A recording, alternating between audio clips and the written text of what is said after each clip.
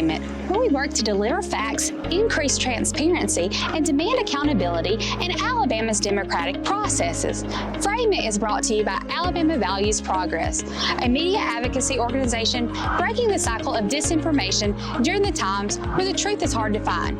On today's episode, we will discuss Governor Kay Ivey's State of the State address. We'll take a look at the good, the bad, and the ugly. During Ivey's State of the State address, she pointed to some positive priorities, addressed some issues that teetered on the lines of being good, but still needed to be fleshed out more or thought through to better help Alabamians. And then there were some immediate state needs that she just completely skipped over.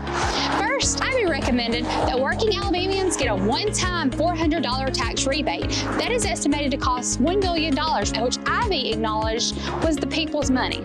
That's why I'm calling on you to put nearly $1 billion with a B dollars back into the hands of hardworking, tax-paying Alabamians through one-time rebates of $400. That means $800 for our working families, and it couldn't come at a better time.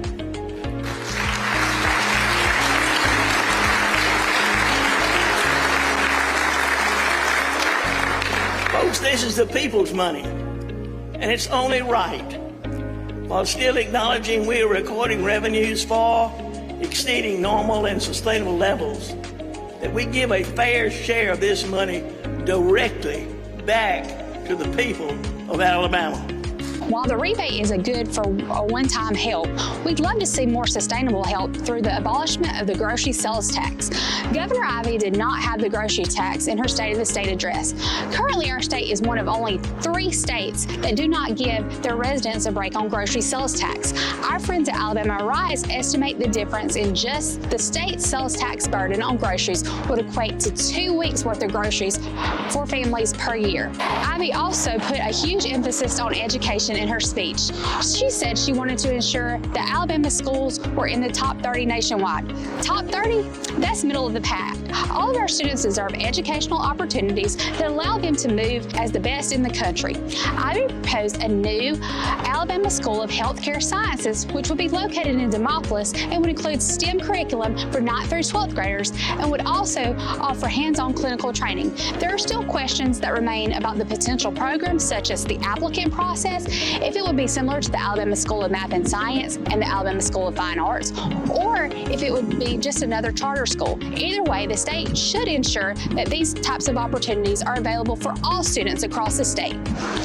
Economically, the governor spoke about renewing the Alabama Jobs Act and the Growing Alabama Act during the legislative session. Since I've been governor, more than $42 billion with a B dollars have been invested in our state, which has created some 78,000 new jobs. For most of those, we can thank the Alabama Jobs Act. And any good coach knows when you have a play that's working, the team needs to keep running it. While the creation of jobs is important, Alabama needs to focus on job creation that will, at a minimum, create a living wage for Alabamians to be able to provide for their families. For example, for families to earn a living wage where there are 2 parents with 2 children, each parent would need to earn at least $22.47. For single parents with 2 children, they would need to earn at least $40.27 per hour. The average salary in Alabama is around $39,000, which equates to just over $18 per hour. So for the average working parent with 2 children, they are earning a living wage. It's important for the state to realize it's not simply enough to create jobs. Jobs must be created to allow Alabamians to actually survive. There's long been a push for the state of Alabama to expand Medicaid under the Affordable Care Act, which was passed 13 years ago. If Alabama would simply expand Medicaid, some 280,000 Alabamians could be eligible for Medicaid. Medicaid expansion was nowhere on Ivey's radar in her speech, though it is a priority for Alabama's Democrats and grassroots organizers. It's past time for the Alabama legislature to make Medicaid expansion a priority.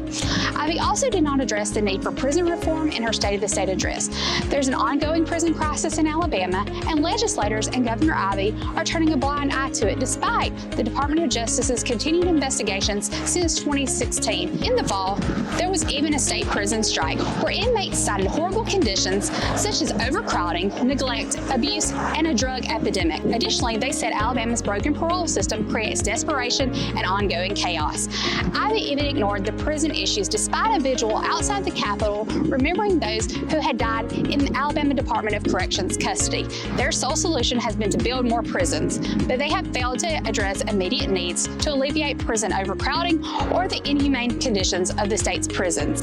Ivey also pointed out that she was proud that Alabama has the most stringent anti-abortion laws in the country, which does not provide exemptions for rape or incest. There was no mention of her support for adding those exemptions in her State of the State address. Instead, she said that it was necessary to support parents who want to adopt or need child care, but she did not elaborate on how she planned to implement change that would help with child care or adoption.